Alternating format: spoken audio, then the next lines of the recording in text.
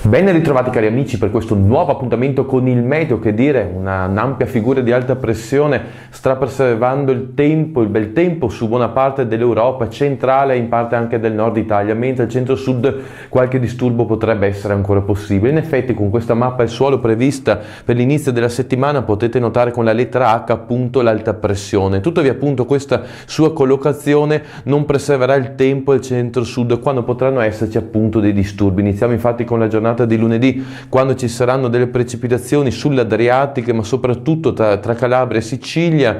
Martedì tempo incerto sulla Sicilia, mentre mercoledì il tempo sarà buono un po' su tutto il territorio. In linea di massima possiamo dire che proseguirà su buona parte dell'Italia questa fase di tempo primaverile, in vista forse di un peggioramento del tempo con la settimana successiva. Con ora ho detto tutto, auguro a voi tutti una buona settimana, se avete tempo e voglia ci vediamo nel prossimo appuntamento.